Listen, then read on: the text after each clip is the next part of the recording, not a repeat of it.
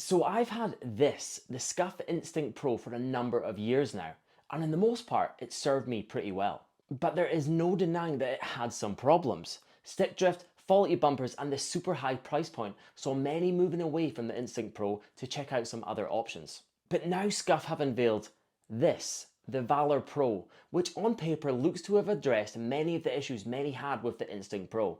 It has Hall effect thumbsticks, a much more manageable price, and has refined the things that made the Instinct Pro a desirable controller in the first place. But is it any good? Well, today I aim to find out, and to do this I will be reviewing the Valor Pro in 4 main categories, talking pros and cons in each, all before giving my overall thoughts at the end. Sound good? Well, let's get into it. As mentioned in the intro, we will be reviewing the SCUF Valor in 4 main categories, starting with the price, as this is a point of contention with SCUF controllers. Secondly, the design and key features, talking aesthetics, durability concerns, and all of the best bits the controller has to offer. Thirdly, the customization, anything we can do to set the Valor Pro to suit our playstyle best. And then lastly, and most importantly, when we are covering a premium controller such as this, the playtest. How is it under use? Beginning with the price, and this does come in at a much more manageable price compared to the Instinct Pro. In the UK, it will set you back around £100, the US $100, and in the EU €110 respectively. And what do you get for your money? Well, obviously we get the controller, a 10-foot USB Type-C power cable, 2 additional thumbsticks, 2 little plates to blank off the inner buttons, and the instruction manual. Now, I always like seeing extra thumbsticks being included, and these ones here have a domed head, if that is something that you would prefer. The power cable is of good quality and is surprisingly long, and it should be more than adequate for most setups. For me, even though it does have a much more palatable price compared to other SCUF gamepads, and it does come with some nice accessories, I would struggle to describe the Valor as a great deal, so far. But hopefully things start to swing that way as we move on to the next area of this review, the design and key features. First, we have to talk about how the controller looks aesthetically, and largely is very similar to an Xbox controller, and by proxy, the Instinct Pro.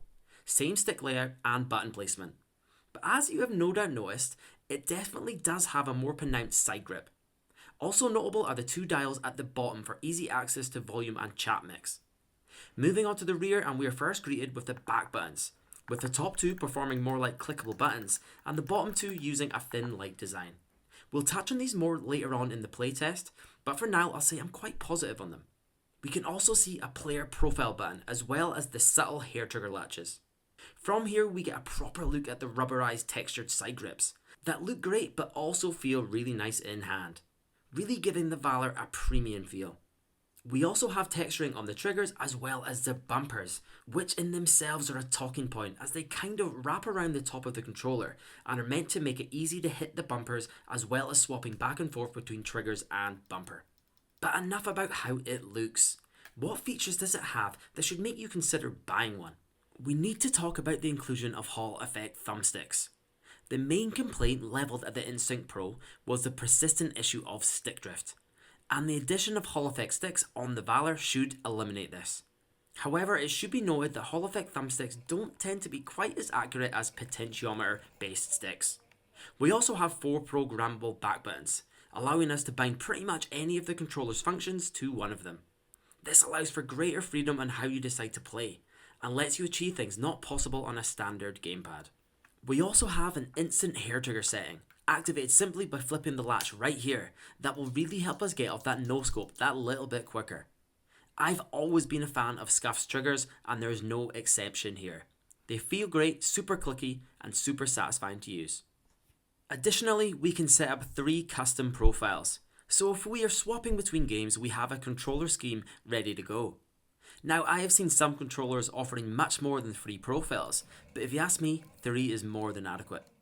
As mentioned earlier, SCUF had designed these contoured bumpers, which are meant to help swap between trigger and bumper quicker. Firstly, they do feel nice, and certainly they do achieve this, but there is a couple drawbacks that I will mention a bit later on. SCUF has touted this as a controller with a 1000Hz polling rate, which is awesome, but as of yet this feature has not been implemented. But this is worth mentioning as a feature, as it is on the way, I don't understand the delay, but hey, SCUF gonna SCUF. We also have the two dials at the bottom of the controller that give us easy access to the volume and chat mix.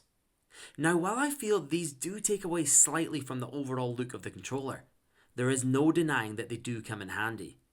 Although I'm not sure if this is just finding a problem to solve that doesn't necessarily need fixed, as I've never really had a problem using the dials on my actual headset. But as said, it does come in handy.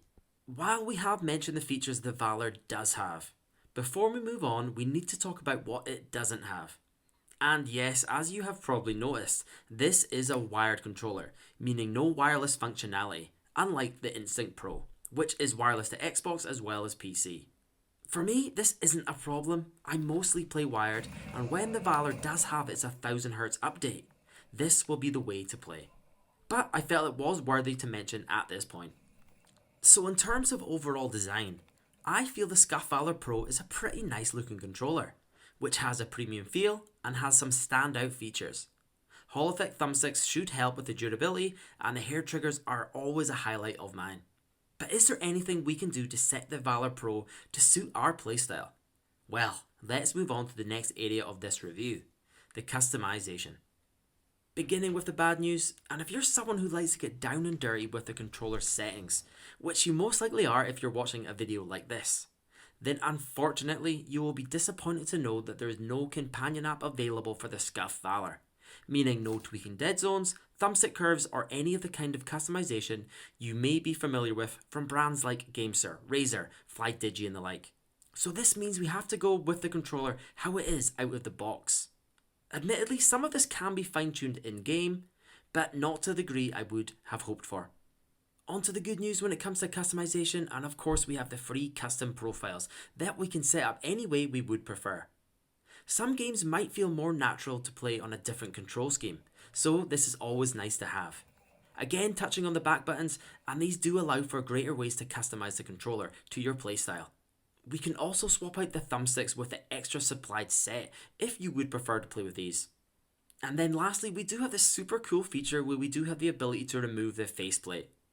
Now, as with all things with SCUF, nothing comes for free, so if you do want to take advantage of this, you will have to buy a new faceplate separately, which is a bummer as it would have been cool to see an additional faceplate in the box. But it is a customization option you do have available to you. So there is no doubt that we are given some nice options here, the swappable faceplate being the highlight for me. Although given the controller already costs $100, it is a bit of a stretch to expect someone to buy a secondary faceplate.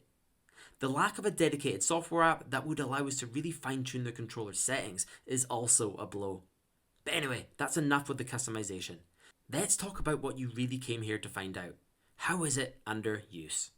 Beginning with how it actually feels to hold, and as with most SCUF products, it just feels premium. It fits well, comfy to hold, and super secure thanks to the rubberized textured grip. I generally prefer rubber grips, and to be honest, this is one of my favourite implementations.